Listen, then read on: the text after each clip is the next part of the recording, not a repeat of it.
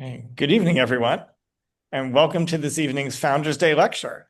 My name is John Weinstein, and I have the incredible honor of serving as the provost of Simon's Rock at Bard College and of Bard Academy. I'd hoped for this event to be the first such lecture physically here in our new home in Barrytown, New York, but Mother Nature thought otherwise. I am at least sitting here in Bowen Hall, the intended site of the lecture, a beautiful space named for our beloved Bowen. During the daytime, the sun comes through the stained glass window behind me, and we get this very kind of meditative, calming feel that's very much of Bowen. You may also enjoy the original Fenargians to the other side of me. I'm very excited to have Valerie's art here in our space for all of you Valerie fans out there. And I certainly hope to welcome you to this space in person sometime soon. Some upcoming events for those in the region or greater region. This Saturday and Sunday is our first dance concert here at the new campus.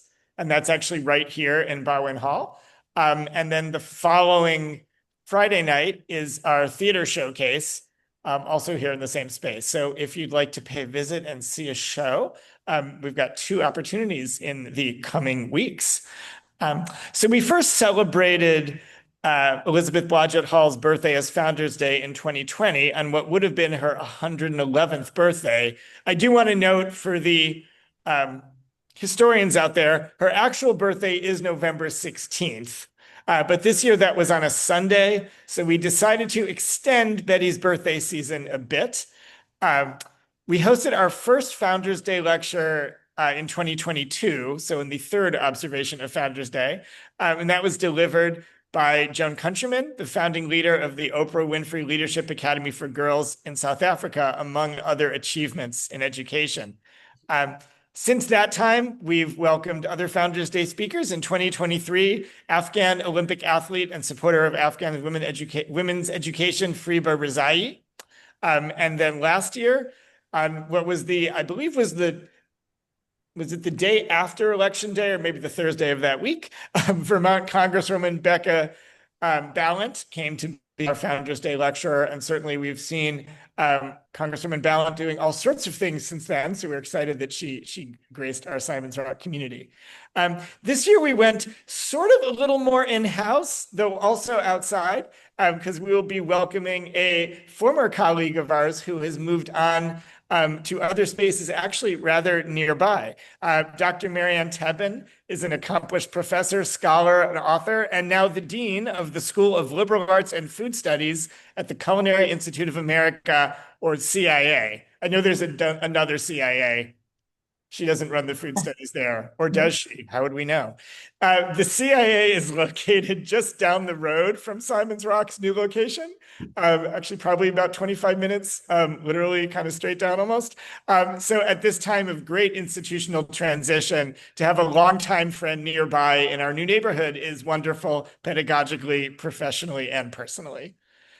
In terms of her academic training, Maryann earned a BA in French and Political Science from the University of Notre Dame, and then followed that with a PhD in French from the University of Southern California. How all of that French literature transformed into leadership at the premier academic institution in the culinary world is certainly part of the story I'm eager to hear more about tonight. Before we do that, I'd like to share some more words about Maryann, written by her longtime colleague, Professor Melita Rowe, who is faculty in Spanish language and literature here at Simon's Rock at Bard College. And Melita writes, quote, "Since her arrival to Simon's Rock in 2000, Maryann established herself as an indispensable member of the faculty through her teaching in French and French studies, and later in food studies, an area of her research that led to the founding of the Center for Food and Resilience, which she directed for many years. In addition, she initiated and shepherded the annual Think Food conference on campus, which brought in nationally known speakers and scholars, as well as local farm and food industry professionals. Her gift for bringing people together extended to other activities on campus, where she partnered with colleagues from virtually every department to foster food-related events, from tending the Simon's Rock farm to composting and sustainability to making fresh apple cider. She is the author of several volumes, including the well-received Savoir-Faire, A History of Food in France. Her experience across these many areas as a pedagogue, writer, founder, and mentor makes her well suited to continue in the tradition of speakers on Founders Day, end quote.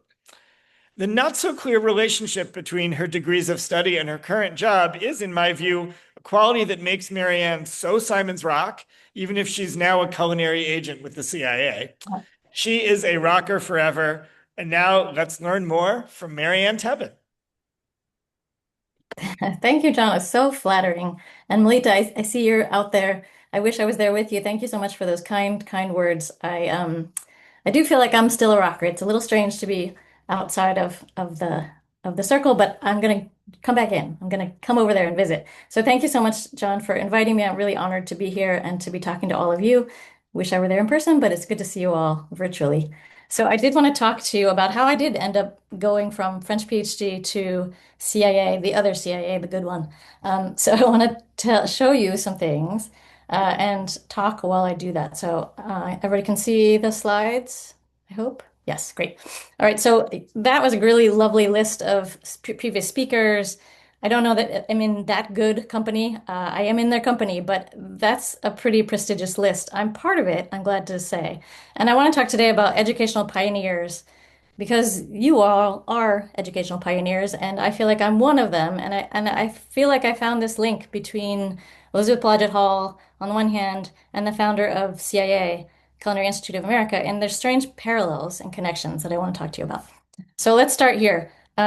Here's some photos, and it's sort of like where we started, where we are.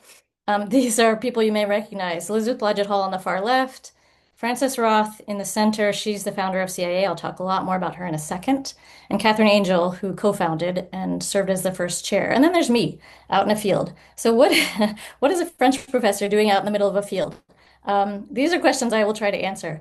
A question I will try to answer in this talk. But my path at Simon's Rock and now CIA really benefited directly from the legacy of these two women who saw a need and found a way to answer it, ignoring or even defying sometimes the rules of education as they knew it. And I feel like I did that some myself. And you can see these are students from an academy class I taught on soil science, of all things. Strange to see a PhD in French out there doing that, but that's what I did.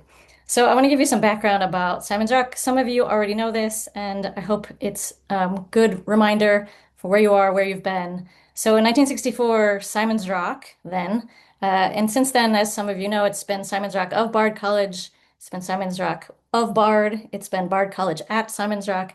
Gabriel Asfar, a longtime faculty member, used to want to call it a Simon's Rock for Bard College, but he didn't get that wish. And now you're Simon's Rock at Bard College, is that right? Yes, okay. So she founded it, I think, out of necessity. She wanted to redraw the boundaries of secondary education to provide a place for young women, and it was young women at the beginning until 1970 when it went co-ed, but a place for young women to be challenged when high school did not meet that challenge. So whether it was called a college or not, and in fact, in Betty Hall's obituary in the New York Times in 2005, they called it, quote, somewhere between a prep school and a college, end quote. Not crazy about that designation. But in any case, she introduced the fundamentals of early college teaching and learning, and she set the stage for a curriculum based on the liberal arts with small classes, flattened hierarchy, there are no titles, you use your first names, and a community of learners, and that's the important part. In 1945, Frances Roth, the center photo here, helped found what would later become the Culinary Institute of America in response to a shortage of chefs and kitchen professionals in the aftermath of World War II. And I'll talk more about her later, but there are commonalities between these two institutions. There's a defined mission, there's an atypical student body. So for Betty Hall, it was high school students ready for college. And for Frances Roth, it was returning soldiers in need of new training. It was a teaching institute tied to place. So for Betty Hall, it was 200 acres of the Hall's family farmland. For CIA, it's a monastery, a former monastery on the Hudson, also familiar to you. And these are both powerful women who led by example. They both started small and they built with vision to make a lasting impact on education in their respective sectors, one in early college and one in culinary arts. So Betty Hall created a school that was an open field, hence the farm photo, for innovative teaching and learning. And she knew how to make the most of limited resources, as you all do. She chose faculty members who could follow that lead. And some of you know these folks. I remember them fondly: Hal Holliday, Renee Biber, Gabriel Asfar, Eileen Handelman. And these people led departments with very little. Eileen Handelman had a science department where the lab equipment could be stored in closets. And faculty like Don Roeder and Bob Schmidt took students on groundbreaking research trips abroad, setting up our current remarkable, I said our, your current remarkable research station in Montserrat. So Simon's Rock created these memorable, formative educational experiences with high-level learning, deep personal connections. And these were spaces that had little more than chalkboards or tables. Remember the boat tables? They had a shape like a boat, but they also let everybody be seen around the table and chairs. And we learned that scarcity breeds invention, and we still live that. I still live that. So I learned from these women. I learned from Betty Hall specifically and modeled my teaching after the innovators who came before me. What Betty Hall's model offered was care for students and attention to ideas. And this is what you learn if you read studies of what students want now. They want someone to care about them. They want to forge a connection. And they want their faculty members to lead with humanity, to be human beings. And so I tried to do the same. I imagine Betty Hall did. You can see pictures of her leading students this way, with humanity. And René Biber told me a story of his interview when he was waiting and is sort of delayed, and Betty Hall shows up soaking wet, head to toe, because the students had dared her to jump in the pond, and she did. And then she showed up to the interview that way. So I think she really was doing this before anybody was thinking to do it. So in this context of innovation, less bound by disciplinary boundaries, I was able to introduce a food studies course in the French curriculum, way before food studies was an accepted academic discipline. So we used food as a subject of study within an advanced French course that still required students to discuss, write, and interpret texts in French. So this is an example of a final project from a food, this is actually the one that was done in English, but the French food course from an Indira Gupta created this timeline of bread in France, and you can see the sort of inferences she made, history, culture, food, all at once.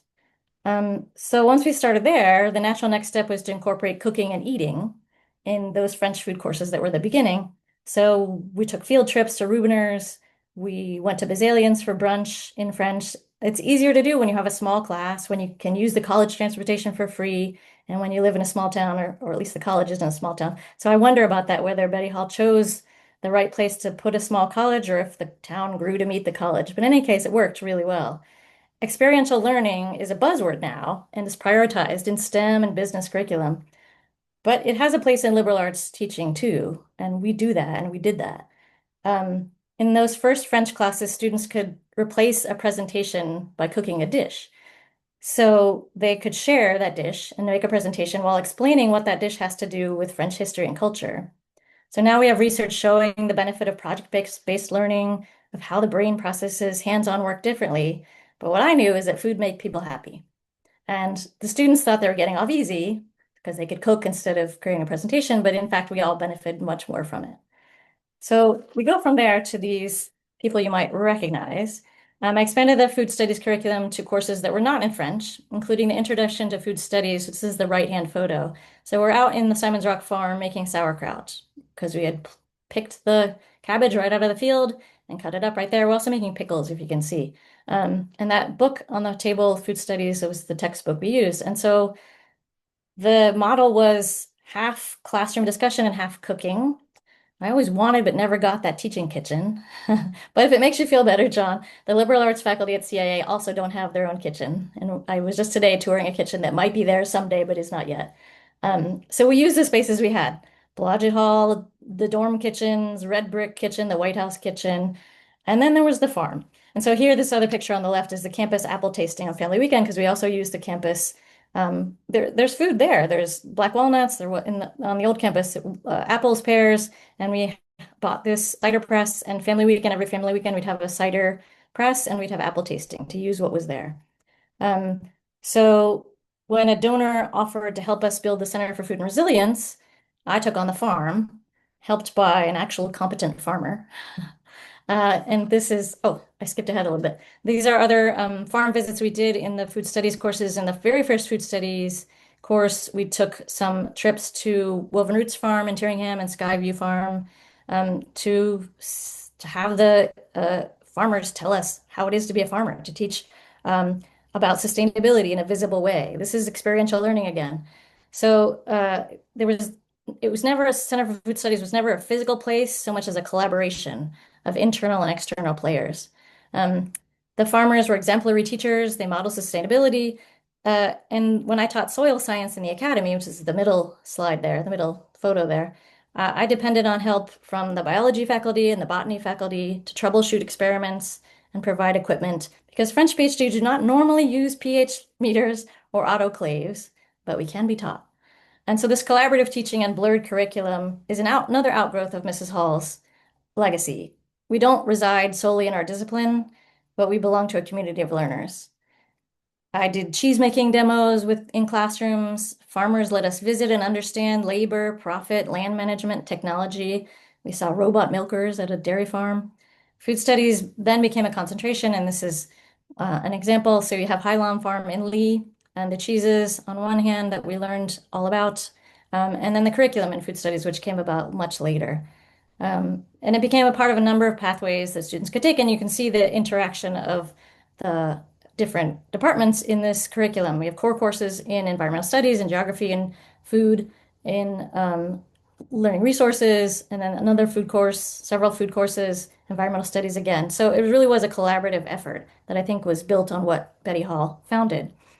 And then we had the Think Food Conference that to bring in experts in agriculture, food policy, nutrition, all to add to the conversation. And we get to the farm, which I did run for a while, which is a little crazy because I'm not good at growing things and I do not know how to be a farmer. So I hired this wonderful farmer. We had chickens for a time, and then we found them a new home, and they're probably still very happy in Monterey.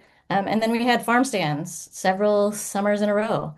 And we had great student workers, and they produced hundreds of pounds of food on a little more than an acre. It was pretty amazing. And the campus farm itself, as some of you remember, was a senior thesis project. So that brings back the legacy of the Hall family farm on which the original Simon's Rock was built. And then we moved to an international audience with OSIN, the Open Society University Network. It was created to give partner universities and students there around the world access to liberal arts courses. And so food studies doesn't fit very easily into the technical degree program that some of these students are taking, but they did understand the importance of ideas about how to feed the world in a sustainable way. So the challenge is, how do you do experiential learning on an international scale when your students are 12 hours distant from you? Well, Zoom helps, but then you'd start to be creative and inventive. So I thought of virtual farm visits. So the students can bring their own perspectives. So students were asked to visit an open market in Myanmar, in Bangladesh, wherever you are, take some photos, tell us what you find and what this place represents for the foodways of your culture. And they did that, and it was great. And then you do the same for Austria, or for Bangladesh, or Kyrgyzstan, or Taiwan, and then you map those observations onto the Eat Lancet report that tries to apply one set of recommendations for food and sustainability to entire world. And you realize where the faults are and where the cracks are. And you learn from the Kyrgyz student that meat is actually really important in their culture because they don't have farming. They don't have grain, so meat that we condemn as not sustainable. So I don't know that Betty Hall imagined being in a classroom listening to students in Taiwan talk to students in Bangladesh about sustainability related to their dining hall. She probably didn't, but she set the wheel in motion when she created a new way to do college. So food studies as an academic discipline can uncover really incredible insights into the way we eat, how we communicate, where we can find solutions to our problems. But what's missing? The food. So we can have a little shared taste in the French courses, decent sauerkraut that came out of that experiment. We had a lot of preserved lemons, the fermented foods course that I taught. We preserved lemons and I used them for months. We had pretty good paneer in the cheese class that I taught, and a really impressive croquembouche that one of my students made as a final project one time. But those who are going to take steps to change the food world need real training. So that's where CIA comes in. This is where food studies meets culinary arts. So the history of the CIA has a lot of reflections of what Betty Hall was doing. In 1945, the New Haven Restaurant Association recognized the shortage of cooks and kitchen professionals and responded, creating a school to train World War II veterans in culinary arts. Attorney Frances Roth, the first woman to be admitted to the Connecticut State Bar Association, was hired to be the first school's administrative director. She helped to establish a school that would become the culinary center of the nation. That was the aspiration. She secured financial, social, and political support from Catherine Angel. Mrs. Angel would later become chair of the board of the future CIA. And in 1946, the New Haven Restaurant Institute opened as the first and only school of its kind in the United States. So it wasn't yet called the CIA, but it was the first and only culinary school of its kind ever in the US. They enrolled 16 students in their first class. It was a certificate. And they had a faculty consisting of a chef, a baker, and a dietitian. And that was it.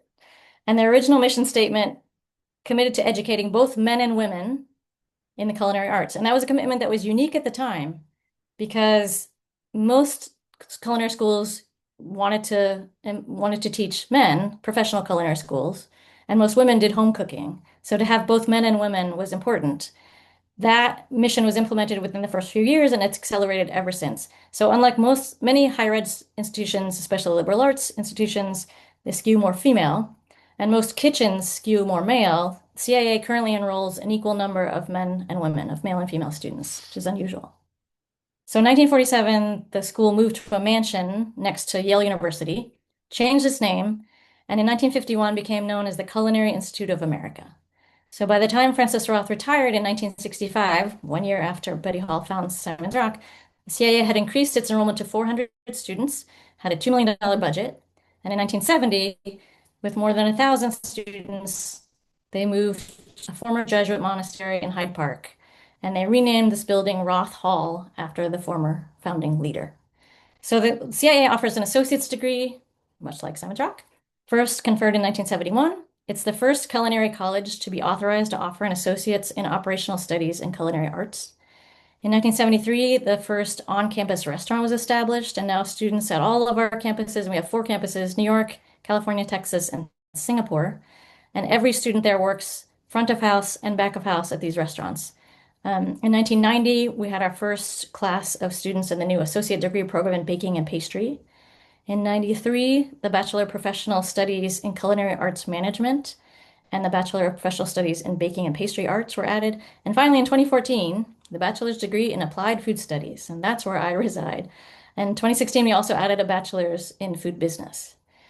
So above all, as you can imagine, the CIA is committed to experiential learning. All students pursue a rigorous program in culinary arts or baking and pastry as a core of their degree. And bachelor students, half of their credits come from culinary arts or baking and pastry. And the other half comes from general education or liberal arts or those major courses. And it's something of a throwback. It's kind of an endorsement to me of the value of the humanities for what is, in essence, a technical school. So the institute identity remains in the technical training that students receive, but the CIA, especially under our new president, Michael Bacher, continues to embrace the liberal arts as it heads towards the goal of becoming a university of applied gastronomy. So my area is applied food studies. That's the major. And this is an example of a concentration you can take within applied food studies. The core required course for applied food studies is Introduction to Gastronomy, which is sort of every French PhD's dream course. And I get to teach it now. I'm teaching it currently. Tomorrow, I'm teaching a class, and part of the session is watching Julia Child's potato episode from The French Chef. So it's sort of a perfect landing for me. But all students in our major take college writing and math, and applied food studies majors take world language, history, social science, and a core set of applied food studies courses like food ethics, food anthropology, food writing, food history, and a capstone project. So food studies is necessarily interdisciplinary and interconnected, and this farm-to-table concentration brings sustainability to bear with food at its core. So it's concentration you can take either at the Hyde Park campus or in California, and you can see what's built into it. We're working on sustainable food systems. You can grow things, you can go back to the farm, you can source ingredients, you can develop menus, and you get training in a professional kitchen setting. So my job is to help all those parts work together. And I just helped a new course be accepted. It's called Sustainable Pastry and Local Foodways of Northern California. So this will be taught at our California campus, but the idea is how can we make baking and pastry sustainable? How can we think about grain and vanilla and other ingredients in a sustainable way? And how do we do that? How do we practice that? So at CIA, much like at Simon's Rock, there are really no disciplinary boundaries. There's no associate professor of anthropology or of history. The faculty teach what is needed, what is current, what fits the curriculum. So after study it's still what studies food studies purpose. So our graduates might work in food policy, they might run a nonprofit. One idea that I've come upon recently is joining with institutional school food to make healthier food a part of children's diets in K-12 because you can bring in local farm produce. You can work with farmers, you can make those meals healthier for students. You do reach a lot of people that way. And New York State has this program to add 19% to your school food budget if you use 30% of New York State ingredients. So to do that, if you're director, critical thinking skills, you need speaking and communication skills, you need budgeting from those required math courses, you need marketing, and you need the desire to convince people to make a change in the system. Farm visits make a lot of sense in this curriculum. Studying the true cost of food, having to create a meal from a SNAP budget, which we did in the Intro to Food Studies course, or a school lunch meal from a farm CSA, which is what the students do in the advanced culinary core course in the farm to table curriculum. And above all, the students will be prepared to make a difference in the food system. That's the hope. So I want to end with some challenges, some connections, and maybe some questions from you. So in terms of challenges, as her experiment matured, Betty Hall faced unexpected challenges. Frances Roth and the leaders who followed her did too, and we certainly do today. Early college sits in a different educational landscape than it once did, and certainly than it did in 1964. The demand is clear, the value is apparent, and Simon's Rock continues, even if it's in a different format. For the CIA, we still have a strong connection to the military and the GI Bill, but that portion of our enrollment has declined some.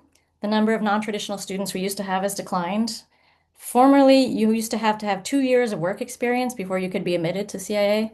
That's not true anymore, and now the average student age is 22. We have 60% bachelor students and 40% associate students. That's also a change. Our new president has tracked the pathway that he wants to see from trade school to college to university. We now have some master's degrees to research institution. He wants a CIA to become, and I quote, a knowledge creation institution. And I hope we get there. But because applied food studies is rooted in the liberal arts, we also have to contend with AI. I'm sure some of you have thought about this and how it has changed higher education. We have blue books back in our writing courses. We also want to think carefully about how to teach students to be students of AI, to use it ethically, but to use it. Because the danger of banning it altogether or hiding from it is that students are already using it and that the jobs of the future will require it in some form. Or at least that's what we're hearing over and over again from our industry partners. That's another new unique element of CIA. So the industry component is front and center at CIA. We have in-kind gifts, things like olive oil, chocolate, kitchen equipment, but we also have lots of advisors, and that's built into the work. The industry professionals that are telling us this is what we need from graduates. So we can't be left behind. We need to address it. To give one concrete example, I've recently been part of a cross-departmental conversation on how to teach costing and conversions in baking and pastry and culinary courses. So you probably don't think about costing or conversions. Chefs think about this a lot. It's very important to them. So costing is how do you make a recipe? How much will it cost and how much can I charge for it? Conversions, you can imagine how many cups are in a pound. How do you convert a recipe to metric? So if you're thinking about a cake, what's the cost per portion of a cake with filling and frosting? How much do I need to buy? How much do I need to charge for that? If I'm making a beef entree for the restaurant, how many pounds of beef do I need to make this many portions of this size, accounting for waste? What will the markup be? So all of that could probably be solved by AI. And in fact, there does exist a ChatGPT for baking a pastry. You can plug all that in and it'll spit out an answer. Faculty do not like this idea. They really want students to have those conversions in their head. They want them to be able to do them on the fly. I remind them that a dishwasher is essentially a robot and that we don't wash dishes by hand anymore. So perhaps we could let some of this new technology in. But I understand that we need to teach students to use the tool so they can use it well. We ask students to start with the basics and then to practice actively with close faculty support, much like Simon's Rock does. And the core of what we teach is hospitality, and hospitality is unmechanizable, just like critical thinking, just like creativity as you teach it. So when I talked to new students at orientation this year, I reminded them of the CIA model, food is life, and I told them that food studies is the life in that equation. And I think that Betty Hall was probably thinking about maintaining the life in engaged education that she saw and wanted to cultivate. So we have to find the middle ground between tradition just because we've always done it this way and the new way, it's faster, but is it better?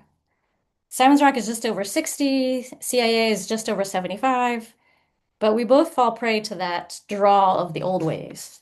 Maybe that's a legacy of being a vanguard, because when you break the mold, there's a desire to create some solid ground under your feet. We feel the tension at CIA between creating cooks and creating culinary thinkers. Our new president calls them vital gastronomers. But we face the constant puzzle of what skills students need for the future. What will sustainability mean in 10 or 20 or 50 years? And that's a challenge we have to meet step by step and day by day, just like our predecessors. So I want to leave you with the vision and mission of CIA. Their vision is that food is at the heart of our existence and a source of joy. The mission is to better the nation and the world and to create future food leaders. So it's hard not to be inspired at a place that holds those principles dear. And my role is to learn as I go and remember the pioneers. Thanks.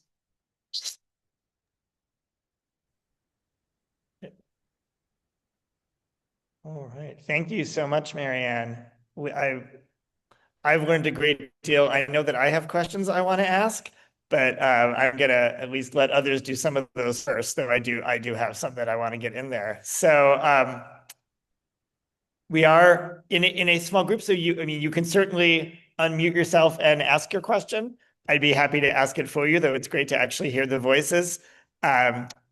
If you want, if you like being called on, you can do the hand raise and I'll call on you, but you can also just jump in and ask a question if you'd like. Let's have one of those post-presentation discussions in our kind of seminarish form here, in that certainly befits Simon's Rock and I imagine aspects of CIA as well.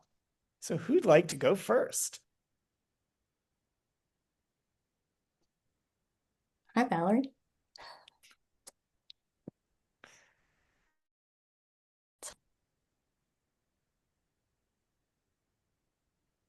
Okay. Well, I am going to start I then. thought my It's up to camera you. was off. Oh, wait. You Joan, know if there's Valerie about to go in? Okay. How Yeah. do we raise our hands? There should be something down below where it offers you react. You should have a variety of reactions you can give. Anna Dwyer.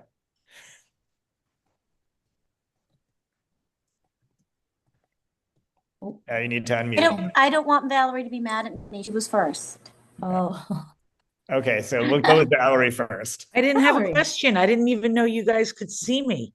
oh, I could see you leaning But in. hi, Maryann. Hi, Valerie. It's nice I to see miss you. you. Oh, I miss you too. Sorry, I'll be quiet now. Okay. Well, Now back to Anna Dwyer. this relates very nicely to my question. Okay. Maryann, what do you miss the most about? I miss a lot. I miss my colleagues. I miss, well, I miss the spaces, but I'm trying to We all move do. beyond. Yes, I'm sure you do.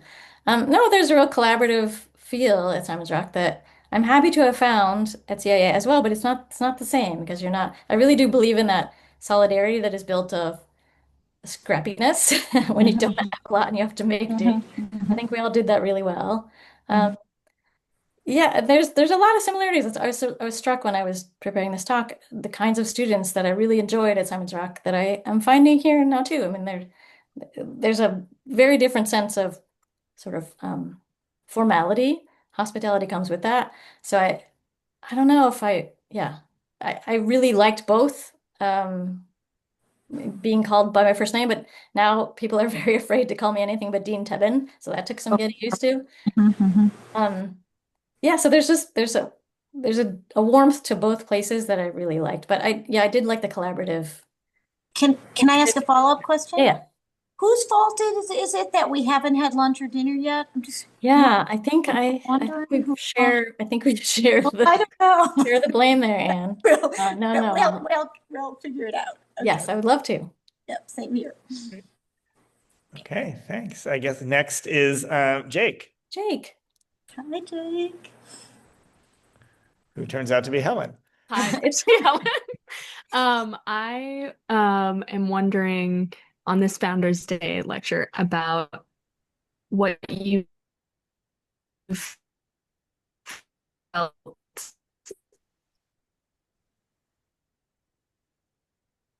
has been making to a place that's not so much of a free-flowing incubator where Simon's Rock related or here's Simon's Rock person talk. I get so excited. I love how we work with ideas here, and I love what it's taught me. And I want to hold on to that. And as I'm now in much more regimented places, I've been curious. I was curious what your thoughts on that were. Yeah, the regimented takes some getting used to, but I think we come in as a breath of fresh air. I hope you found that, Helen. That I just find people in meetings that think, oh, right, I don't have to be stuck where I was. It's okay to try new things. It's okay to sort of throw out an idea and not worry about it. So I think that's maybe our legacy. It has, yeah, there's some adjustment to be made, and some of it I like. I mean, some of it I'm kind of a regimented person anyway in some ways, so I sort of have gained appreciation for some of that. But I think also when you're freed from it, you have this power that people really appreciate in terms of sharing ideas and not saying no, saying I'll figure it out. So I think that is a legacy that we can carry through. Um, yeah, and sometimes reticence is fear. So sometimes we can make that okay. We don't always have to do it that way. Maybe we'll try it this way. Yeah. I'm going to ask one while some other hands go up. I noticed in your graphic, and you may have chosen this, we had Betty Hall with a lot of pearls. Yes. We had Frances Roth with a lot of pearls. Angel. And there can be an association of pearls with sort of propriety. Hmm. And there were certain ways in which propriety had some role in Betty Hall's life, and I imagine in Frances Roth's life. But most of what they were doing was doing things that were really rebellious. Hmm. And I guess I'm just struck by sort of that. Like, to what extent, when Frances Roth was doing this work, did people sort of try to have her not do it either because of what the work was or because of who she herself was? Yeah, I think nobody dared try to talk her out of it. You don't get, yeah, you're the first woman admitted to the Connecticut bar. You're already sort of an outlier. Yeah, and the reason I chose those photos because it's not the image you usually have of Betty Hall, for sure. And we have a statue of on campus of Frances Roth, and she's like this. She's sort of, you imagine her shaking her finger. She was not somebody to mess around with, I don't think. So that was so struck by those very formal portraits with the pearls. I don't think that's how they were in real life, and I have not heard stories of anybody trying to talk Frances Roth out of doing what she was doing. She was the perfect fit. And then she talked her next, Catherine Angel, into doing this with her. And Catherine Angel brought with her Angel some of the Yale fortune. So yeah, I do think they stood up pretty well to the forces around them. And they were not those 60s, or in Frances Roth's case, the 40s. They were not part of that ilk in some ways. And I love that about them. And that's why I'm pretty happy to be associated with them. But I'm sure they had resistors, but it didn't seem to stop them, either one.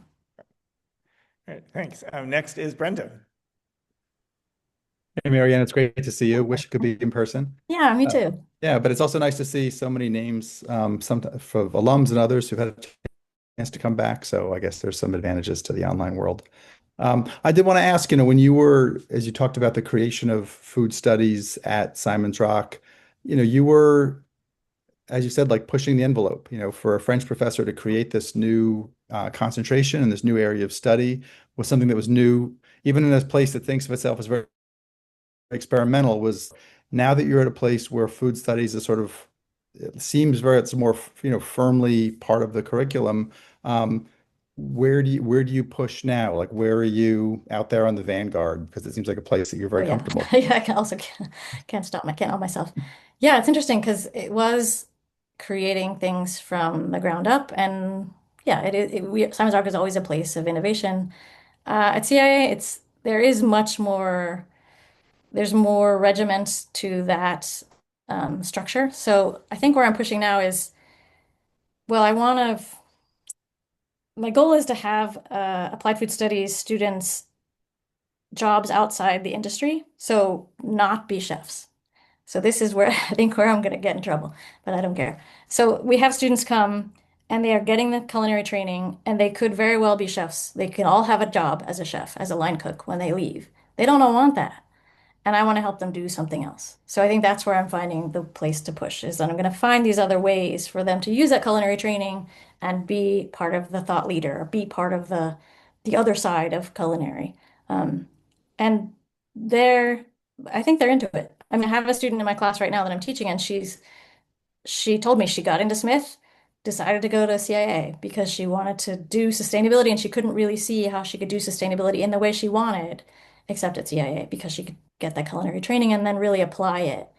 So I think that's where I'm going. And we have, we talk all the time about our career fair. We have 400 um, employers come, but they're almost all restaurants or that kind of job. And I'm really trying to have an alternative program. I'm talking to the career director tomorrow about alternative programming on the same day as the career fair, so we can offer these alternative paths for our graduates, because I really think they could change the world and I want them to. Great, thank you. Next is Natasha. Good evening.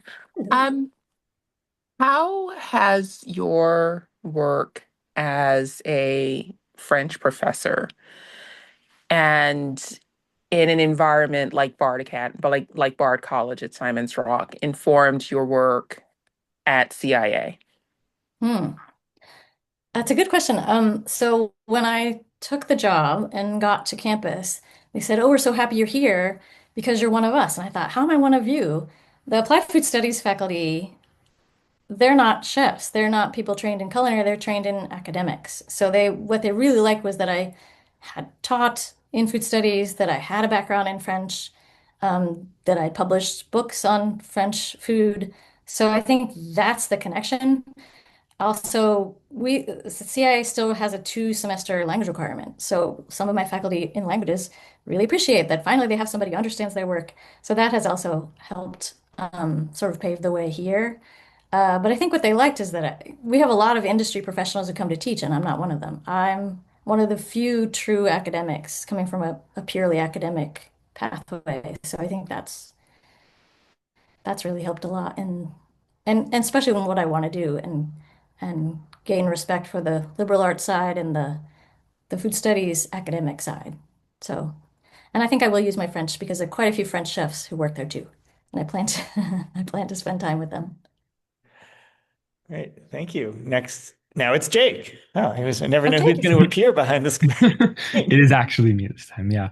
I'm curious, Maryann, this is similar to, I guess, or builds off of the question that Brendan asked, but there is, I think, a very clear chef career path for graduates of CIA, and I think there is a growing clearer academic career path for, I mean, obviously that's your expertise, and there are people who kind of that you say you're working with that are very much in that world. I'm curious if you think there is a third, or what you might envision. It seems like you were kind of alluding to it. A third path might be for someone who is deeply passionate about food studies or the culinary world, and potentially doesn't want to be, a chef or a line cook, but also doesn't necessarily want to spend a career either teaching or, just in the academic world. How they can think about how one might think about furthering the field, or just, I mean, like, food's a part of all of our lives, right? How you might think about continuing to build a career around food and food studies, potentially in a third space that is neither academic nor strictly culinary. Right. No, it's a good point. And I think I have seen that some. The other thing to think about is it's a long life and a twisting road sometimes. So I think there's nothing wrong with starting out in a job as a line cook and figuring out what you want to do next, or going to work on a farm for a little bit. There was a student I met, an alum, a couple weeks ago, who was, as a student, he worked, I forget how, but he ended up with pigs. He was raising pigs while he was a student there. I forget how he ended up with pigs. And he didn't want to be a chef straight out, but he liked having these pigs. And so he figured out he was going to be a soap maker, because soap is made out of fat, and one of the fats you can use is lard. And he was trying to think sustainably. And so he has a lot of lard from the pigs he raises, and now he makes soap and sells it. So there's sort of twisting roads that you can follow, but I think it's you start somewhere and you follow the people who inspire you, and you find a way. And there are lots of third and fourth and fifth ways. And I think we are too narrowly focused, we in academia, about creating people like us. So that's why I talk to the industry people. That's why I send my students to other graduates wherever they are and see where you might end up. Sometimes it means a graduate degree. Sometimes it means going out and working a job for a while and making those connections. But I have talked to a lot of our alums who are not in culinary at all. Sometimes they're not in hospitality either. So it all depends. And you just have to keep your eyes open and be willing to try something else. But I think the answer is it's not going to happen right after you graduate, probably. You got to take some time and follow that path. And I still remember your Kugel, Jake, from the class you took with me. Thank you. And that's a phenomenal answer. That's great. Thank you. Thanks. Great. Thank you. And now Felix. Hi, Felix. Yeah, thank you very much. And nice to see you. You too. Yeah. Two questions. What does attract students to go there? And two questions which are double, by the way. And Okay. what does the institution do to attract them? Mm. What does what does keep students there? And what does the institution to keep them there? Okay. The CIA has this reputation as the premier culinary institute, the premier culinary school in the US. So the reputation does a lot to bring students to us. But the issue we're having is that it's expensive. And lots of there are culinary programs all over, including at community colleges that are a lot cheaper. So the issue we're having is how can we have you come to our institution and not go to a culinary program at a community college? So what brings them here? It's a beautiful campus, and we can attract the best faculty from industry because people want to work. And chefs have a hard life. If you're working as a chef, it's long hours. It's difficult. You never get to be home for dinner. They really want to be faculty, and it's really difficult to become a faculty member in the culinary side at CIA. It's a 3-day process. You have to do a practicum. They give you a mystery box, and you have to create something, and then the faculty are judging you. It really is like a cooking show.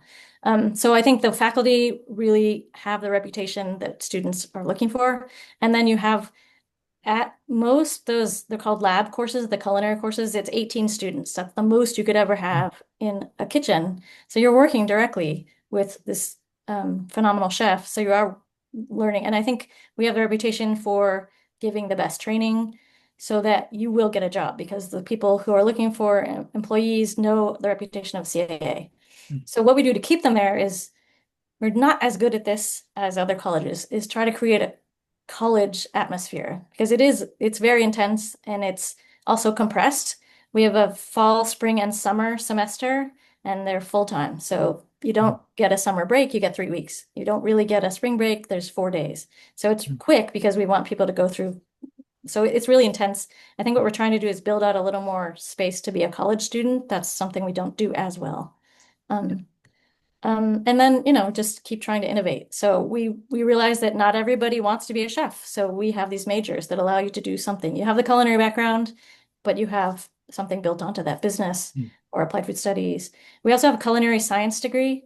That's the third bachelor's degree. So those students are more interested in the science part. They might go do research and development at a food company or something like that. So it's a constant struggle, attraction and retention. Thank you. Thank you. Thank you for that question answer. And I think we have time for probably one more question. So Natasha. So I have a comment and a question. I'm such a fan of the sustainable, think outside of the box, innovative, ways that developing the students at the CIA. And I think it's brilliant that they can fit into so many other spaces just beyond being a line cook if they wanted to. Do you think that the students are Do you think that your model is an outlier, or do you think that you're onto something for the future? Do you think it's a mainstay? Yeah, not great at predicting the future. I think it's a model for the future. I think we're trying to listen to what students want. That's the only way to keep going. The sustainability issue is front of mind for a lot of students coming in, so we're also responding to that. And yeah, I think it's the right way to go. So I guess that's the answer I would give. I was thinking, have somebody who works for me who's working on a food technology company that has developed, it's an AI camera. You're supposed to use it in kitchens. You put food as it goes out under the camera and it recognizes what the food is and how much is there. And then when it comes back, you do the same thing and it helps you know what is being. So that's something that you can market for it. And it's something that he needs CIA to help with, because we have these classrooms where you do have a kitchen and then the students can learn about what does that mean and what does it mean for sustainability? What does it mean for my bottom line? So I think it's just a place of innovation all the time and really directly responding to what students are looking for and what the industry is looking for. So I am really hopeful for the future that we can continue. I don't know anybody else is doing it like we are in terms of sustainability, because we are bigger and more well-known. We can sort of change our curriculum in those ways. So yeah, I am hopeful. And like I said, this is what I want to do, what I want to instill in people. So yeah, hopeful for the future.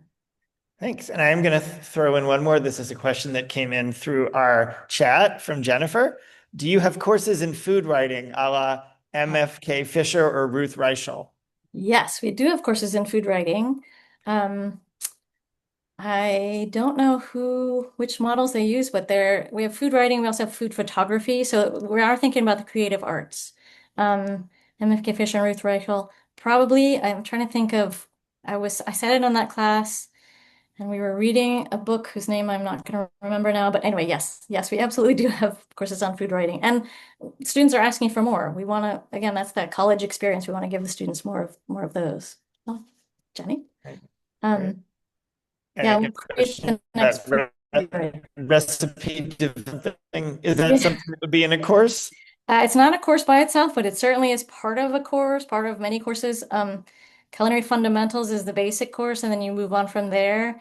And I was sitting in the back of a class watching a student on ChatGPT work on her recipe that she was meant to be developing for her class. And I couldn't ding her because it wasn't my class, but I did want to. Anyway, but that is a place where AI is coming into recipe development. But certainly recipe development is part of what you do.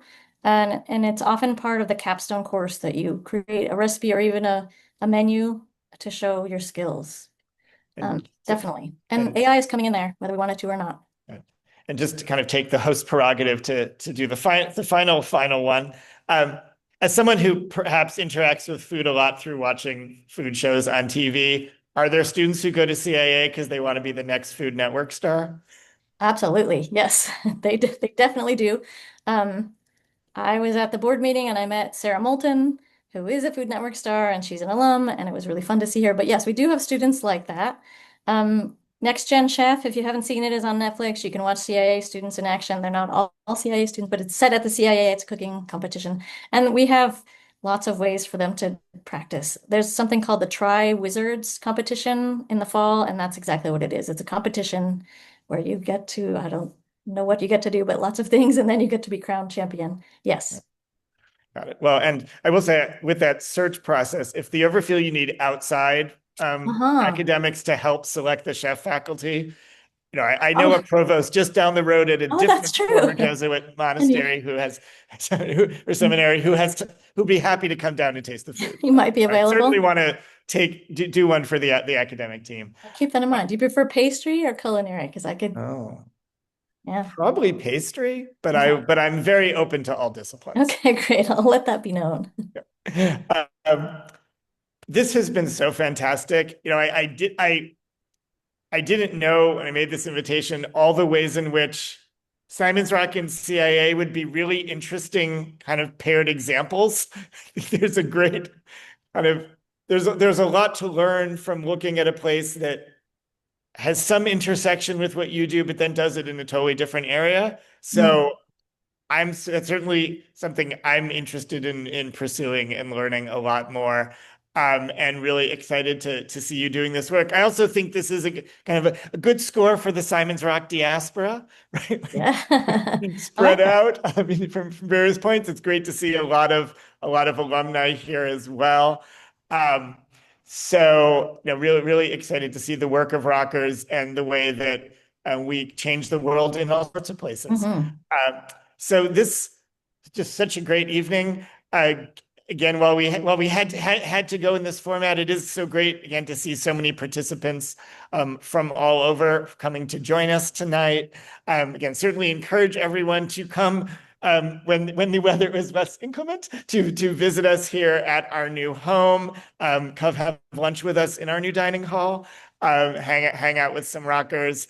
And be part of this ongoing tradition that we have because of the work of our founder, Elizabeth Blodgett Hall, and her willingness to either clasp her pearls or throw them to the side and make change and make new things and inspire so many others to that. So thank you so much for joining. Thank you so much, Maryann, for being great. It's so great to see you. And I hope that everyone has a great evening. Come to CIA and eat lunch or dinner. I'll be there. Yes. I'll welcome you.